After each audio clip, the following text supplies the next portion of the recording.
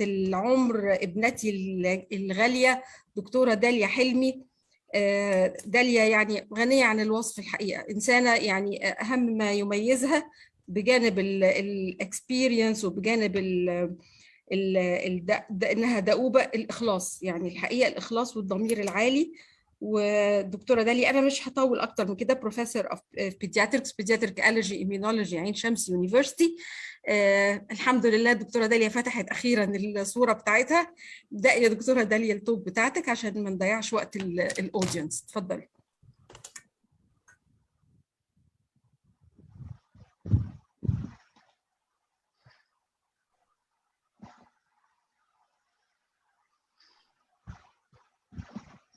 معلش انا عايزه اعملها فول سكرين بعد اذنك يا دكتوره داليا. اعملها فول سكرين حضرتك، بس يعني مش عارفه هي بتعمل كده ليه. ثانيه واحده معلش سوري. اتفضل. F5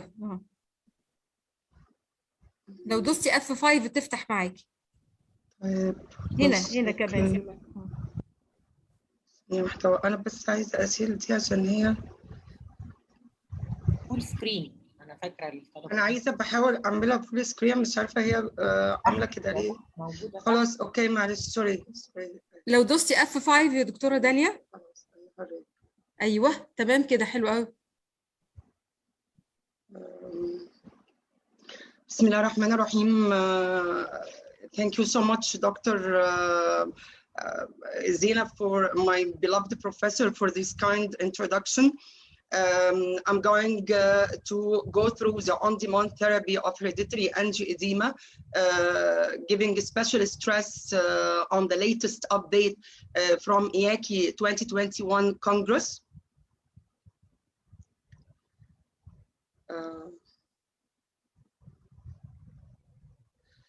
So recognizing the pathogenesis of hereditary angioedema is the actual key to identify the classes of drug therapy used in treatment of acute attack of hereditary angioedema due to C1 esterase inhibitor deficiency, what's called on-demand therapy.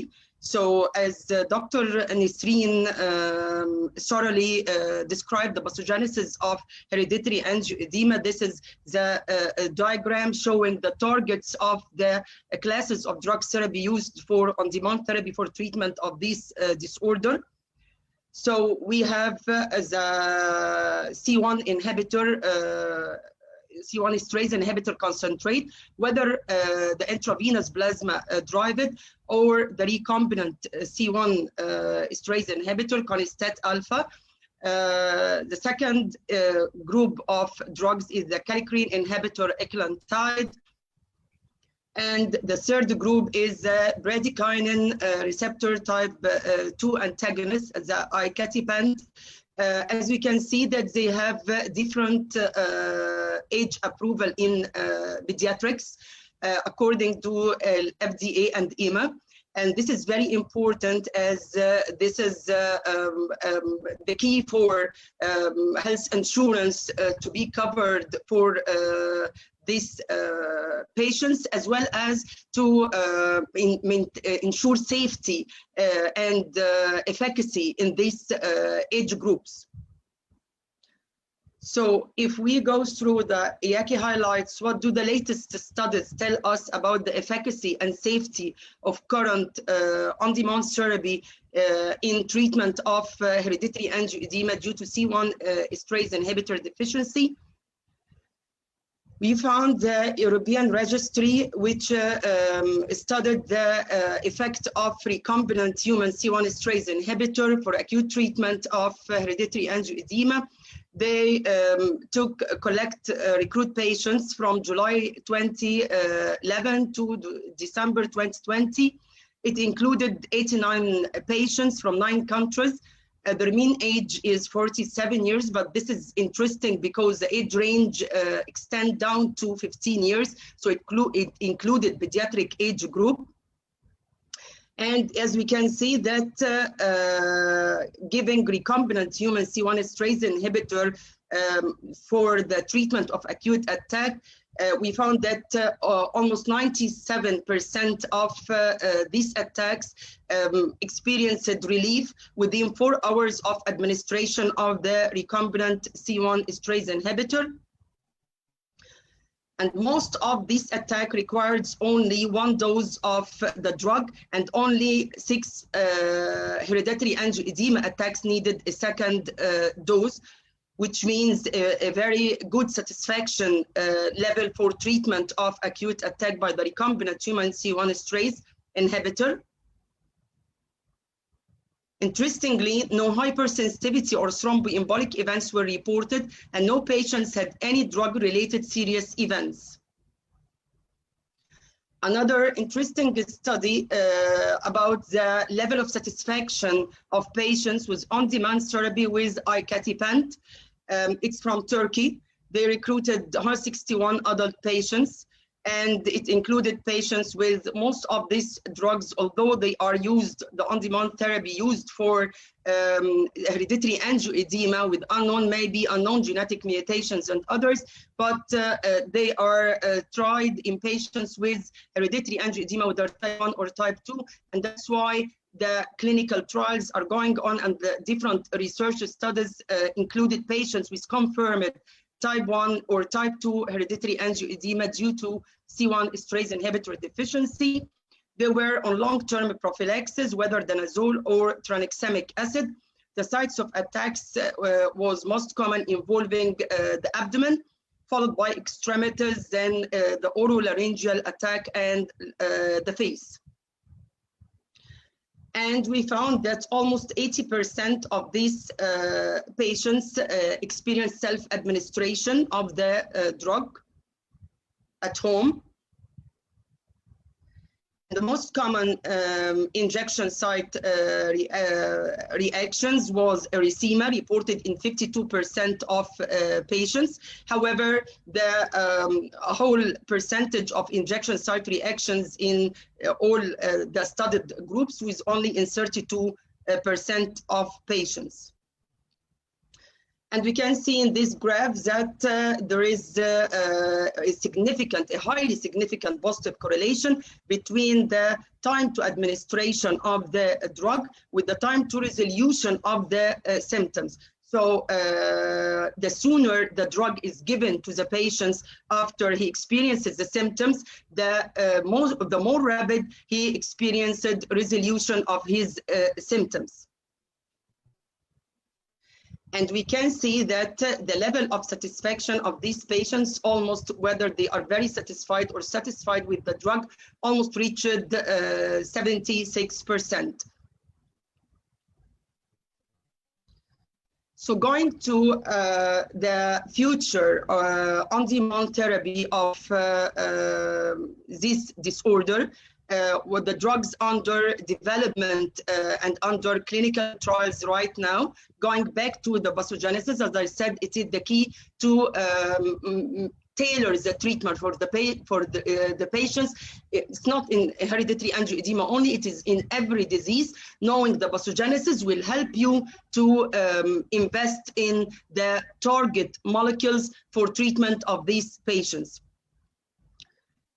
So the drugs under development is oral kallikrein inhibitor. Phase 2 trial is complete, whether KFD 900 or pyrotralistat. And bradykinin receptor B2 antagonist, but phase 2 trial is in progress, PHA 022121. So does oral on-demand drug therapy of C1 inhibitor deficiency hereditary angioedema give more hope for the patient, give more satisfaction? Let's see what the EACI highlights tell us. They present an interesting study which the results of phase 2 placebo-controlled double-blind crossover trial studied the efficacy and safety of orally administered KFD 900. It included at the beginning 68 patients to see the bioavailability and pharmacokinetics and dynamics of the drug by giving the patients a single dose of 600 milligram of KVD 900. Eventually, they reached 53 adult patients, completed treatment of 2 attacks with a confirmed type 1 or type 2. It is a prerequisite that all the included patients have a history of more than 3 attacks in the previous 93 days. They included patients with mild to moderate attacks, however, excluding facial and oropharyngeal. And it is a mod that they should not be on long-term prophylaxis. And as we can see, it's crossover trial study because they randomize the patient into, during the first attack, they give either placebo or the target drug KFD 900, 600 milligram. And with the second attack, they reverse the drugs with the placebo to the studied groups. And they used standard outcome measure to see the efficacy of the drugs in terms of risk use, time to use, conventional treatment, patient global impression of severity, which is a 5-point, started from most severe to none, and patient global impression of a change, which is a 7-point, starting from most worse to much better, and the visual analog scale, which is 100 millimeter scale, 0, none, and 100 is the most severe, including the abdominal pain, skin pain, and swelling. And as we can see in this figure, we found that giving a single dose of KFD 900 of 600 milligram within 1 hour of the onset of the attack, we found that the proportion of attacks which did not need the use of rescue medication and other like plasma-derived C1 esterase inhibitor is much more higher than when used in placebo. This reported and achieved at 12-hour and to 24-hour. We can see it's 84.9% versus 69.8%. Same, which is very important, that there is maintenance of the resolution of symptom and improvement achieved by the drug. There is no worsening of the situation. Significantly reached with the KFD 900 than with the placebo. And through studying the scale of a patient global impression of a change, we found that the attacks rated a little better or higher means improvement within 1.6 hours in the KFD 900 group versus 9 hours in the placebo group, which is significantly outlined. And interestingly and very important, there were no serious adverse event or safety-related withdrawal, only mild to moderate 5 suspected drug-related adverse event in terms of back pain or abdominal pain. However, we have drawbacks of the orally administered on-demand therapy. We see that in the inclusion criteria, they excluded patients with oral or facial attacks because these patients commonly would have impaired swallowing, duolaryngeal or oropharyngeal angioedema or abdominal attacks because of vomiting. And a potentially reduced absorption during abdominal attacks might hinder the use of this drug in patients with severe abdominal attacks.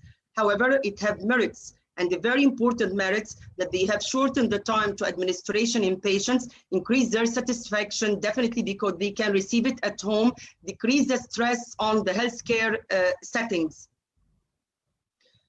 Coming to the cost of on-demand therapy, nothing is for free.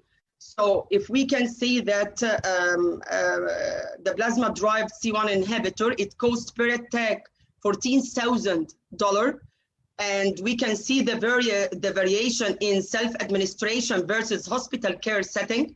We can see the self-administration almost save 4,000 euro.